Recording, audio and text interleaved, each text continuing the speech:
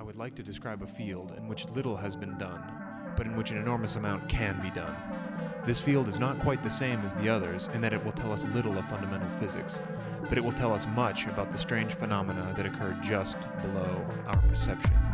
In contrast to the natural philosophers of the past, the scientists of this field delve into the recesses of nature and show how she works in her hiding places. Their quest is to understand and create the imperceptible. After all, there is plenty of room at the bottom. Hello and welcome to the Materialism Podcast, an exploration of the past, present, and future of material science and engineering. I'm Andrew Falkowski, and I'm an undergraduate student studying material science here at the University of Utah. And in the second chair, I'm joined by my co-host, Taylor Sparks, and in the third chair, we're joined by Jared Duffy. Our audio engineer is going to make sure that our audio comes across crisp and clean for you. Yeah, we were just talking about I made a big deal. I said, don't come after me on the first episode. And the first thing we do is get a review saying, fix the audio. I can't he's get calling you out, Jared. I know. It's off on the you. bat. Rest white, assured. White blazer, I will fix the audio. Don't worry. We've got our best minds on this. Top men. But thanks for joining us this month. You know, I'm going to set this discussion off with this question. Let's imagine you work for an airline company. You've built an airplane. These are incredibly expensive. As you're using it, you know that it's undergoing lots of cyclic stresses, that it's possible that cracks are growing inside the fuselage, right, the skin of the aircraft itself. How do we know if there's going to be a catastrophic failure? Do you just retire the airplane after 5-10 years, some safety margin? Do you only let it go on X number of flights? What would you guys do? Well, statistically, we know that there's going to be cracks that are going to form within our material. Even when we process it initially and make it, right, there's possibility for flaws. But the real big question is, where are our critical flaws? Because that really determines the strength of our material. Where are they? How big are they? And unless you're Superman and you can turn on your X-ray vision, it's hard to see these things. So surprisingly enough, they actually do X-ray tomography, right? Radiography, they'll actually use X-rays, to look through a material, and they can see where cracks are based off of how much X-rays go right through your material. That's a powerful technique. And there's another technique known as ultrasound, which can help us identify these. So why do we need to find these? I'm going to introduce the core MSc concept here. It has to do with something called Griffith fracture theory. In Griffith fracture theory, as Andrew said, you always have some statistical probability of having flaws in your material. And the odds of you having one that is very large depends on how big your sample is, as well as processing conditions. And we know that even if 99% of your material is flaw-free, all it takes is one large flaw, and you can have brittle, catastrophic failure. So why do things fail brittly versus ductily? It has to do with, and this is pretty remarkable, it goes into how they derive this formula. It has to do with the energy which goes into creating new surfaces. We know that all surfaces have surface energy, so that's a penalty that we have to pay if you split a material in half. But at the same time, if you're pulling on a material or squeezing on it and you're deforming it, you also have lattice energy with all these atoms being displaced in a place where they don't want to be, and that's costing you energy too. So there's this trade-off. On one hand, if the crack fractures all the way through the material, it's going to cost you energy, but you relieve the internal lattice energy, then the trade-off happens. And if you get a big benefit by relieving internal stress, then you get brittle fracture, and it's going to continue all the way through your material. So there's something called fracture toughness in material science, and fracture toughness is equal to an equation, y sigma square root pi AC. People have probably seen this if they study material science, and the details don't matter, but what's important here is that based off of your test conditions and the stress, there exists a critical flaw size. That critical flaw size, if we exceed it, then brittle fracture occurs. It will fracture spontaneously. So Andrew, what are we going to do? We know that this brittle flaw size, exists. If you know the fracture toughness of your material, how are we going to figure out whether the material of interest has that flaw size? Right. So we need some sort of way of measuring where those exactly are and how big they are. And so, you want to do this ideally in a non-destructive way, right? You don't want to be sawing your airplane in half and doing bend tests on it to determine if it can still fly. So it turns out that sound waves are actually a really good way to look inside of a material and measure these different things. And so then the next question is, okay, well, how do we detect sound waves and how do we quantify those, right? And that's where a really cool class of materials called piezoelectrics come in. Now, just thinking about the name, piezo comes from the word pressure. So applying some sort of pressure, and electric, we are all kind of familiar, associated with some sort of charge or electricity. So the underlying principle of these materials is that if you apply an electric field to them, you're going to see some sort of deformation. You're going to see some sort of pressure. You're going to see a shift in the crystal structure. Very slight, but you'll see it. The opposite is also true, where if you apply some pressure to these materials, you'll see an electric field appear on either side. Piezoelectrics, I think, are one of the most misunderstood things, but like popular science has this fascination with them. There's this movie that I remember watching ages ago called, I think it was Santa with Muscles or something. Anyways, it had Hulk Hogan as Santa, and the end of the movie, the climax, they're in a cave with what they kept on pronouncing piezoelectrics, and it was these, big, ridiculous-looking crystals, and at one point, I think if you dropped one, they exploded, and this is definitely not the case. These things do not explode. That is not what's happening here. But they do exhibit the phenomenon that Andrew described. You apply an electric field, and it will strain. The crystal will actually change its dimension slightly. Or if you squeeze that crystal, it will produce an electric field on the opposite sides of the crystal, which is pretty amazing. So this was discovered in 1880 by the brothers Pierre Curie and Jacques Curie. And Pierre, by the way, was the husband of the famous Marie Sklodowska-Curie. They tested it on a bunch of natural minerals, tourmaline, quartz, topaz, cane sugar even, Rochelle salt. They basically found that lots of these things exist. Nowadays, we rely on different materials. The degree to which you can get this coupling between electric field and strain, it was a long time before we figured out a way to make it be very, very strong. For example, the dielectric constant of polymers was like 4. For ceramics, it was typically like 3 to 10. And all of a sudden, when we discovered these titanates, it's 15 to 10,000, right? It's orders of magnitude better. So why? Why are these so much better for these types of applications? It has to do with the crystal structure. In material science, we have the perovskite crystal structure. Andrew, do you want to explain it to us? What is the perovskite crystal structure? Yeah, so if you imagine a cubic lattice, okay, and then within it you have an atom in the very center of that, and then branching off in 6 directions, you then have other atoms extending. So these are labeled A, B, and O, where the A atoms are going to be on the corner of that cubic lattice, the B atom is going to be in the very center, and the O, oxygen, are going to be those branching atoms. We'll put a picture on our Instagram so you can see it as well. So one last thing to note about piezoelectrics, and this actually goes beyond piezoelectrics. This has to do with all ferroelectric phenomena. What happens is that there exists a Curie temperature, or sometimes called a Curie point, above which you lose these permanent properties. And this exists with magnetism, exists with ferroelectrics, like what we're talking about, and other phenomena. Above that temperature, what happens is the crystal becomes perfectly cubic. So on average, if these poles exist, they exist in all directions and they cancel one another out. But if you cool it below the Curie point or the Curie temperature, then the crystal actually switches. It goes from cubic to tetragonal, and you now have a permanent dipole. And that could be a permanent magnetic dipole or a permanent ferroelectric dipole, but that's the Curie temperature at which this happens. So if you're going to make devices out of these, let's say you want to make a piezoelectric for measuring, these things that we're interested in, it has to be operating below its Curie temperature. Mm-hmm. And that's going to come in more important when we look at recent advances in, non-destructive measuring techniques. One thing I do want to note is that although it's called ferroelectricity, kind of an unfortunate name, it has really nothing to do with iron. Yeah. The origin of that has to do with, the mineral that is naturally magnetic, lodestone like magnetite, is mostly iron. And so I think that there was this thought that maybe there's something special about iron, but we've since learned that many other materials can exhibit the same behavior. Okay, so looking at the phenomenon of piezoelectrics, you see that if you apply some pressure, you can generate an electric field. And what that means is that this material can essentially function as a transducer and allow you to take a pressure and quantify it in terms of an electric field that's generated. Okay, so the next question is, how can we use this to measure sound waves? So it turns out that if you make these thin enough, they can become very sensitive to ultrasound vibrations. And so then you can quantify the wavelength and the strength of those ultrasound vibrations, turn it into an electric field, and thus quantify those. Yeah, the classic example is think of sonar.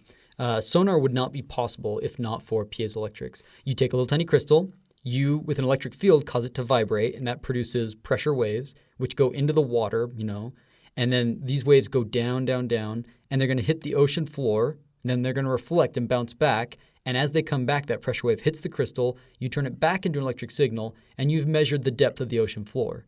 If you hit a submarine, then that wave's going to hit it, and then it's going to bounce back sooner than otherwise. And so you'll see, hey, there must be something there. So fish finders, ocean floor mapping, lots and lots of cool things work by the same principle.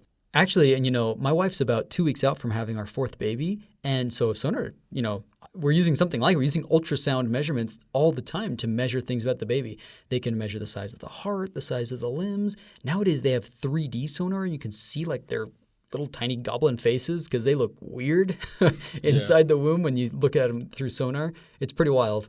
Okay, so now we see that we can actually measure sound we can measure sound and try to figure out distances with it. So let's go back to that plane analogy.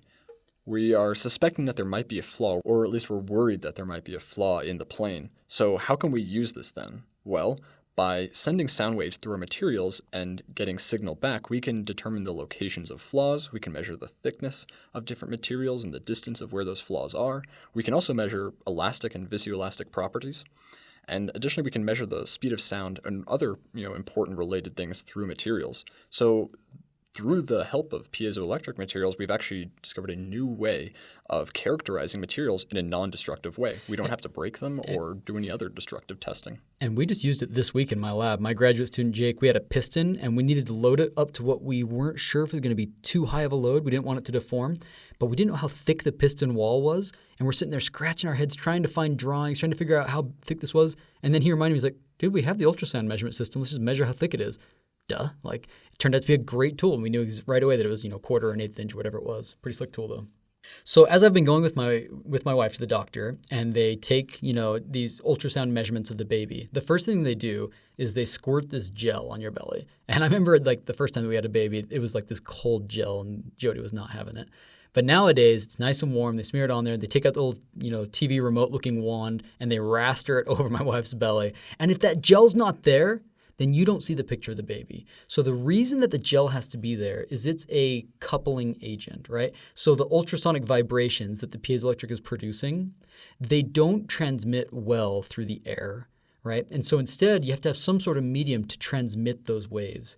And as I was doing research for this podcast, I learned a lot about the fact that you actually can do ultrasound where you don't have a coupling agent, where you do it through air. Now, there's a lot of challenges with air. It's a really bad coupling agent because it's compressible, whereas materials like water or the liquids that they use usually are incompressible, so the waves transmit through them really well.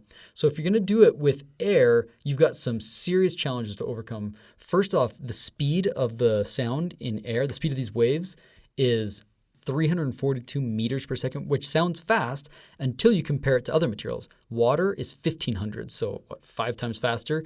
Plexiglass is 2,600 meters per second, and aluminum is 6,300. So because it is so much slower than those materials, what happens is that as the wave, which is moving slow in air, hits the material where it's going to move faster, that changes the wavelength. If your basic physics class, you remember this, it's called refraction. So the index of refraction, for example, this changes what the allowable incident angles are. Essentially, if you're going to use air as your coupling medium, you can only do it if your angle of incidence is very, very low, less than 15 to 20 degrees in most materials. Another big problem has to do with the acoustic impedance.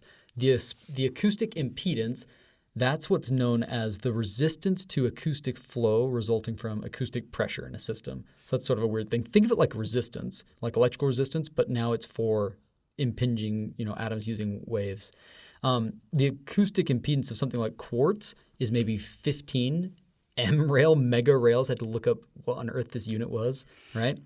While the impedance of air is only 425. So it's 35,000 times smaller. The problem is if you ever have two materials with very big difference in acoustic impedance, it's not going to work well for piezoelectric ultrasound. So for a typical piezoelectric crystalline air with its impedance, the solid that you would need would have to be more compliant and or much less dense than water. So think of yourself, what solids do you know of that are both less dense than water and more compliant?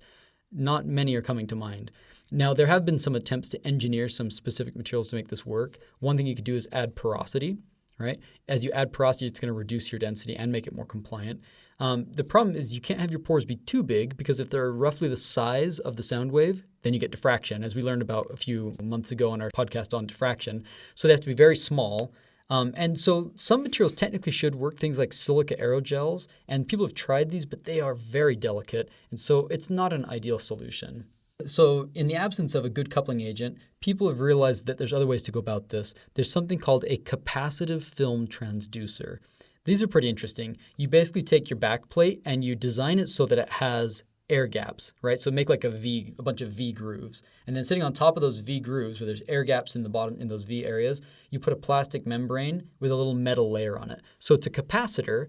And as this thing vibrates, the small amounts of air that are trapped in the V grooves is able to vibrate the plastic membrane significantly, and you can get a big measurable change in the capacitance of this film. And that's how they're able to measure these things in air.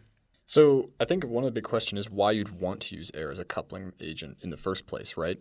And so really that stems from, okay, say you can't actually put this coupling gel on the material, or say you can't submerge it in water, right? So I'm going to go through a couple articles here that actually kind of talk about that. We'll put these all in the show notes. The first is talking about using air-coupled ultrasound in the measurement in food industries. So that's something where you don't want to actually be putting this piezoelectric sensor on food, right?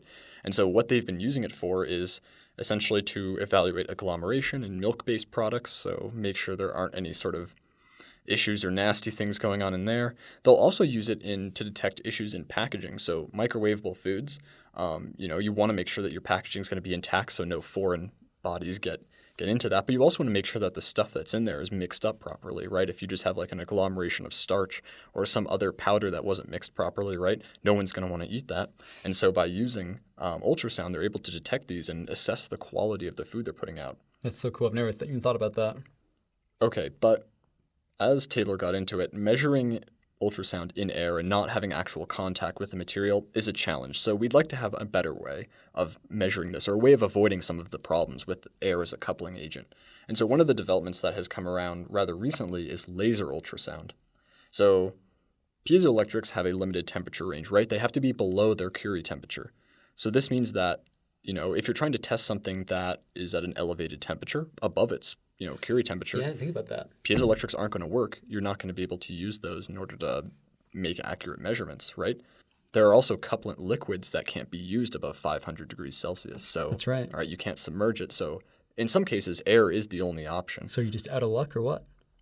Well, as it turns out that when a high-powered laser is directed at the surface of a metal, right, it's going to absorb some of that electromagnetic energy. And at that local spot, the temperature is going to rise tens or hundreds of degrees, right? And it's going to create some very localized strain. Oh, interesting. So the thermal expansion is the origin of the pressure wave that they use for ultrasound. Yeah, it's so small. But as that strain then relaxes, right, it releases ultrasound waves across the material. So this must be pulsed then. Like the laser energy is constantly pulsing. It's pulsed in like pico or femtoseconds. Dude, that's cool. And so that produces the wave. How do they measure it? Is it still contact free? They don't have a transducer connected to the backside or anything? Right. So the measurement mechanism is a little bit tricky, and it'll depend on what sort of system or setup you have. But the one that I was reading about essentially is that when they fire the laser down at the material, they will split it and have part of the beam is going horizontal, right? And so as these ultrasound waves move across the material, they are slightly deforming the material just a little bit, but it's enough to change the reflective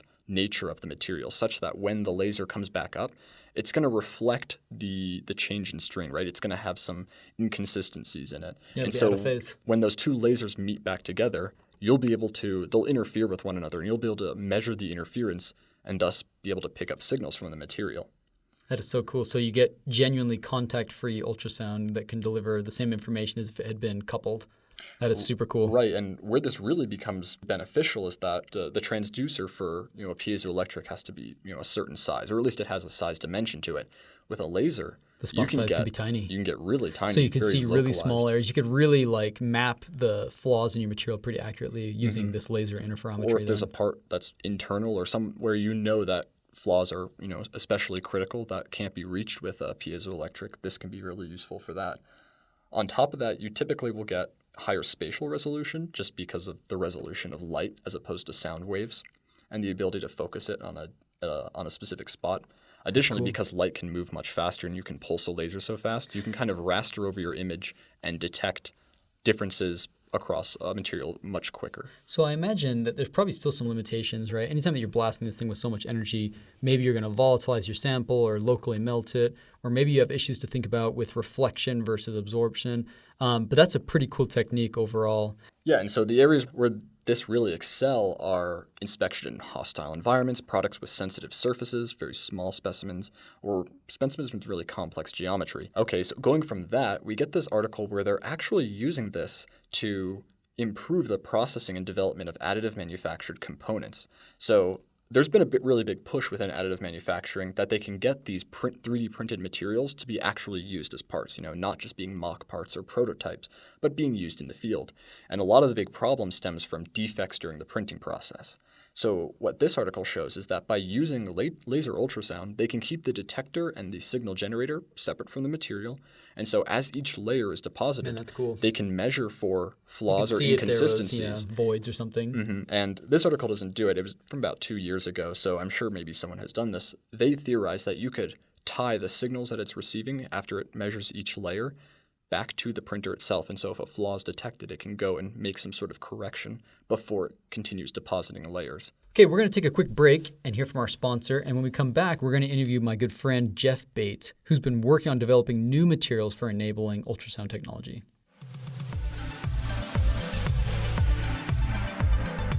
Okay, today we've been talking about the coupling between electric field and mechanical strain. There is a name for this. It's called the piezoelectric coefficient. And technically in a single crystal, you would need to know this coupling coefficient in all the different crystalline directions. The most commonly reported one, though, is piezoelectric coefficient D31. A higher coefficient means that you're going to have better coupling between mechanical strain and electric field. This allows you to have a more powerful and a more sensitive transducer. MapMatch allows you to search for these materials based off of specific properties such as the piezoelectric coefficient D31. But it also allows you to search for materials that have been tagged as piezoelectrics. And there you're going to see a list of things like PVDF or barium titanate and lots of the materials that make up the very best piezoelectric materials out there. So head over to mapmatch.com and see how it could help you on your next project. And if you are a manufacturer or a supplier of piezoelectric materials, consider contacting MapMatch and having them list your materials on their website so more people can find it and use your product.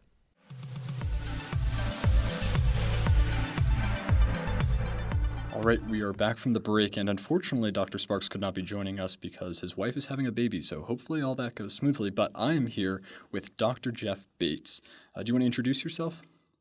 Yeah, I'm Professor Jeff Bates. I have a PhD in materials science and engineering from the University of Utah, and my work is in polymers and biomaterials. And one of the main things that we try to focus on is consumer-based products and translating lab data into user data.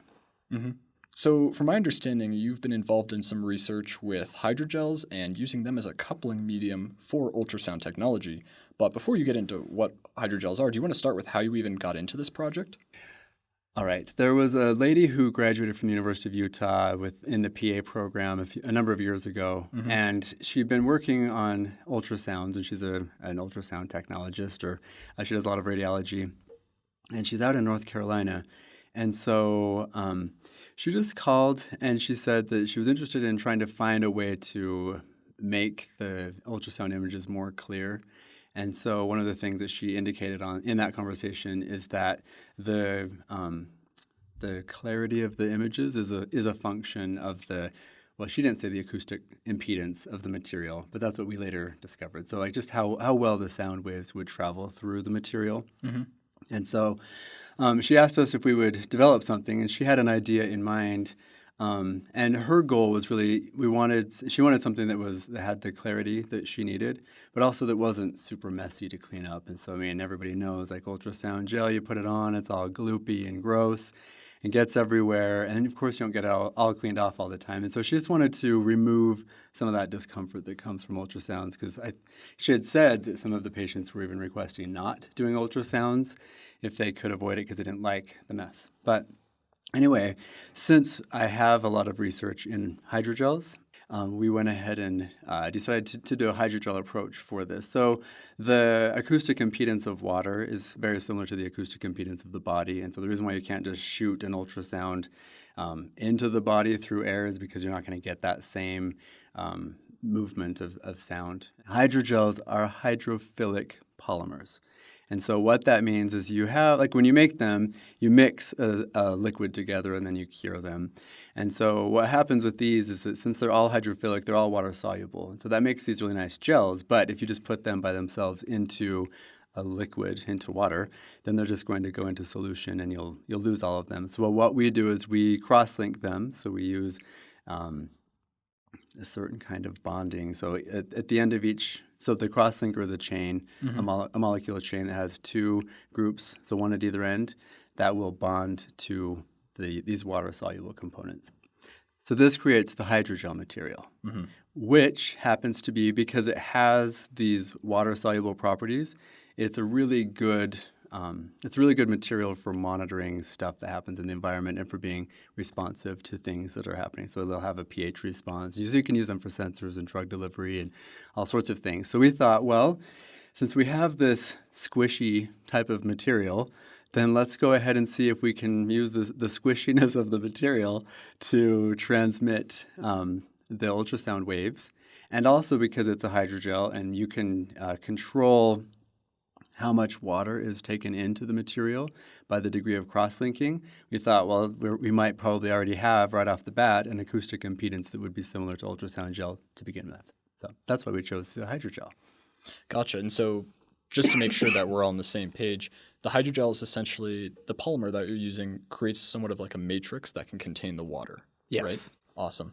So how did you actually get started with developing that? Did you simply look at the problem and say, oh, I was going to use this hydrogel composition? Or did you do research, and what did that look like? Okay, yeah. So at the beginning of every project, we always do a lot of research. I don't ever just jump in thinking, oh, I've got this idea. I just kind of like as a side note, I don't know if this is interesting. I mean, people ask me all the time, they're like, oh, professor, I have a question about some material. I've got this thing I'm trying to do. What material would you use? And I'm like, I don't just have like an index of materials swirling around in my brain. I have to actually do the research. So with all of the things that I do, I'm like, what is the problem that we're trying to solve? And so I actually start everything with a huge lit review and put together a proposed technical approach. And that's what I did in this case. I wanted to understand what was it that actually affected the clarity of the images that we're getting from ultrasound. And so like all of these things that I'm telling you right now, this is after I've gone through this whole process. And so like the acoustic impedance, I didn't even know what that word meant. So it's one of those things where I didn't even know what I didn't know at that moment. And so I had to look up acoustic impedance and how do you test the acoustic impedance of materials. And so we put together, I mean, I looked at different types of ultrasound materials. And one of the things, so I'm talking about it being a squishy material. I like for my drug delivery projects, I use a totally different hydrogel because it's not squishy. This is a drug delivery device that has to deliver to a certain surface area, and so we don't have that type of thing. Like the squishiness, like it'll stretch like 1,000 times what it's from its original form. And so that was us having to research what could we use, because the idea is you could lay the material down, and then as you move the ultrasound probe tip, you could just squish the material wherever it needed to go without tearing it. So that was those were some properties that we were looking for. So not only the water and the movement of the sound through the water of the material, like within the matrix, but also just like how would we do this in a use case scenario? And then the idea is you get done with it and you just peel it off and throw it in the garbage. So it just is this little sheet of polymer material that you just throw away, and that's it. Yeah, that's really impressive that you were able to kind of change how this material is being used and apply it to this new sort of situation. How does this compare to the goop that was being used before? The acoustic impedance for water is 1.48 times 10 to the 6 Raleighs. And so the acoustic impedance of the human body is 1.63 times 10 to the 6 Raleighs. The material that we developed had an acoustic impedance of 1.43 times 10 to the 6 Raleighs. So that meant that our material was really close to the acoustic impedance of the human body. That would lower the amount of noise you're picking up and hopefully result in a more clear image. Okay, so what sort of testing methods did you do to actually test how well your material performed? Were you sending it to a hospital or? Yeah, so for this project, we had all these different research questions that we were trying to answer. And it was one of those where we had to take a step back and think about what is it that we're trying to test and how would we prove this in a lab setting so we don't have to send lots of samples across the country. So we did send a lot of samples across the country to North Carolina to be tested, and that gave us really great results. But what we did in-house is first of all, I mean, since I'm a materials science and engineering professor, I don't know as much about electrical engineering as I wish that I knew, especially after this, and especially about acoustic impedance. So I had to start asking around, and I said, how on earth do we test acoustic impedance? And people would give me all sorts of things, and I was like, oh, I don't even know. And so we ended up just going from professor to professor, looking for anybody that had any experience whatsoever in testing ultrasound gel or anything even remotely related to that. So we ended up finding a professor I think he has a dual appointment in electrical engineering and biomedical engineering, Professor Doug Christensen. And he said that a number of years ago, a lot of people have been working on ways to make ultrasound gel better than it currently was. But they had all just kind of abandoned the idea because they weren't getting the results that they were looking for. But he had this whole setup with a fish aquarium, and he used an oscilloscope, and we were measuring the speed of sound through our material. And so the speed of sound through our material ended up being a really good indicator because it just needed to, so what we did is we tested the gel. We used these little just transparent PVC tubes that were cut into 1-inch thicknesses, and they were about 2 inches in diameter. And so we would fill it up with our material. We'd fill it up with ultrasound gel. We'd make these little water pockets through there, and we would just test them all through. We wanted to see what the speed of sound would look like going through this, with the oscilloscope through the material. So we did all these tests, and so the data that we got in the lab helped us decide what changes we needed to make to the whole process. And then once we had things that were looking really good in the lab, then we would send them across the country. We probably sent maybe 3 or 4 batches of samples over to her. And so what she did is she would put the material on her forearm and take scans of her forearm. So it's probably not totally, she probably needed an IRB, like Institutional Review Board, for doing human subject testing. But did she have any way of sort of quantifying the clarity of the image, or was it using all those other metrics? And if those were more aligned, you could not necessarily assume, but that was a good indicator of image quality. So what we did to get the data from her is, she would take pictures. So we would have pictures of each of our gel materials, and then we could see the clarity of each image that she would send. But then we also just gave her like a user matrix. And so we would have here's our sample. So tell us about the viscosity. How does it feel to you? So it was really qualitative data that we were getting from her at this level. So how does it feel viscosity-wise? What do you think about the picture quality? As a radiologist or somebody who works in radiology, do you feel like the picture quality is good, great, okay? So she used really terms that we had identified, so okay and great are some that we got. A lot of the data that she gave was qualitative, and it was nice. It was really useful as user feedback data. And then we could use her recommendations because she would say, well, I think, what if we did this? What if we did that? So we actually had 2 different approaches that we tried. One of them was one that she kind of invented in her mind, which it worked really well, actually. But I liked ours better. And actually, the image quality was better. Is this now commercially available? Is this being used, or is it still in the patenting or research process? Well, we actually sent our proposed technical approach to her and the hospital where she worked. And so I think her hospital, I know that they did the intellectual property filing for it. Mm-hmm. And so they have patented it, but I have no idea where this sits in terms of commercialization, because our job as the engineers is just to make it and test it, make her something that works, and then it's her job to say, okay, here's where we're going to go from there. So that's the sad part about consulting is you do your thing, and then you just kind of send your babies off into the world and see what happens with them. I assume you get somewhat attached to the projects that you work on, and so it must be kind of hard to have to let them go, or by the time you get to the end, you're just like, I'm done with this, I'm ready to move on. Oh, I've never felt done with anything. So I love doing all of these consulting projects. And honestly, they forced me to think about something that I may have come across those in my life, but where I'm not a user for those things. It's fun having people say, hey, here's this ultrasound gel. Can you make something? Or just a number of things that they're not within my frame of reference on a day-to-day basis.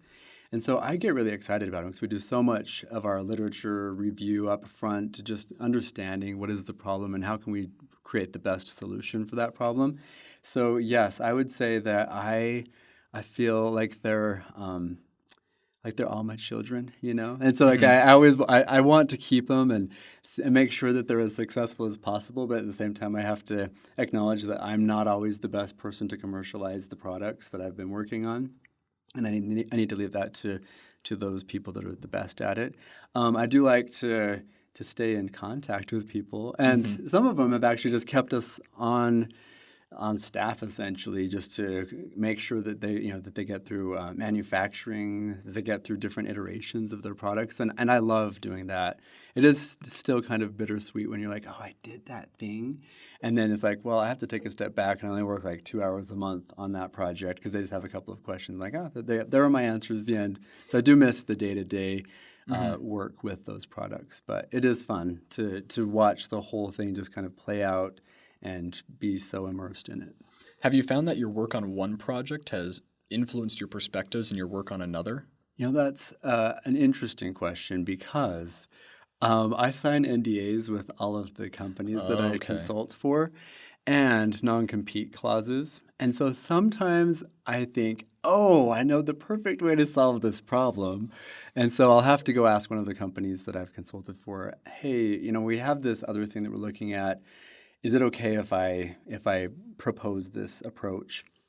So that's one of the things. But to answer your question just more generically, yes. So there are, like if you're transitioning a product into manufacturing, there are a lot of really common considerations. So one of the things is like we develop a lot of these things for customers. And so it works this way for the customer and yay, that's wonderful. But then when you have manufacturing questions, there are just totally new questions that you should have been asking and totally different material properties that you should have been testing for, and nobody tells you those things. And so when I am consulting on screen protectors, for example, and then they're wanting to ship these liquid monomer solutions across the ocean from China, I say, oh, just so you know, you need a safety data sheet for that. And they're like, oh, I didn't realize that. And so like just little things like that can just help. I've learned these things as I've gone through, and so it's not. I think it's valuable to them because they're things that they don't think about too. So right. One sort of last question, keeping with this consulting note. We have a lot of students who listen to this podcast, and say some of them are interested in getting into consulting. What sort of education do they need, or what should they sort of do if they are interested in pursuing that route? Well, the thing that so that's really interesting. The thing that is interesting about consulting is that they're really paying for, it's like they're renting your brain for a short amount of time. And so if you don't have the experience like to bring these other questions to the table, you're not going to be able to provide a lot of service to them. And so for polymer consulting, for example, because I would never do consulting in a different class of materials, with polymer consulting, I have a PhD in polymers, essentially. I mean, even though it's an MSc, like my expertise is all in that. And so they're paying to rent my brain for a little bit, and I have a lower learning curve than somebody else would have, than they have, especially because they don't have any, like most of them have no background in materials science and engineering. And so as a student, I think it's a great opportunity to get involved in consulting. And I would say to do it through somebody whose brain somebody is renting. So I know that sounds like a really weird way to say it. But the thing is, like, they're not going to pay you to work on it because you don't even have a bachelor's degree. So they're not going to have the confidence. So they want the confidence. You have the experience. You have the degree. You have some, like, this awesome credential base that's going to say, okay, I can put my confidence and trust in this person to get me what I'm looking for in the best possible way in the shortest amount of time. Because that's really, like, when you're consulting, it's expensive. And so they want the shortest amount of time, the fastest turnover that they can. And it's funny because I always want to do good engineering. Right. And so lots of times I'll be like, well, I can probably get that for you in 2 months, but it won't be good engineering. I want to feel proud about this. So give me slightly more time. So like on one of the projects, they gave us a year. And so like a year is probably the absolute fastest that I would ever want to get a product out there and ready for commercialization. And that's still a really, really tight time frame. So, I mean, I think 2 or 3 years is better, but nobody gives you that amount of time. Well, thank you again for coming on and sharing your experience not only with hydrogels and ultrasound, but also with consulting. Yeah, thanks for having me.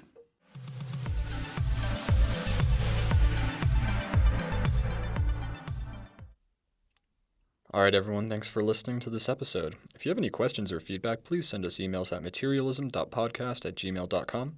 Make sure you subscribe to the show on iTunes, Spotify, Google Play, or wherever you find your podcasts. If you like the show and want to help us reach more people, consider leaving us a review. It helps us improve and exposes the show to new people. Finally, check out our Instagram page at materialism.podcast and connect with us to let us know what new material you'd like to hear about next. We'd like to give a shout out to Alphabot and Kolobite for letting us use their music in the podcast. You can check them out on Spotify and Bandcamp. Catch you next time.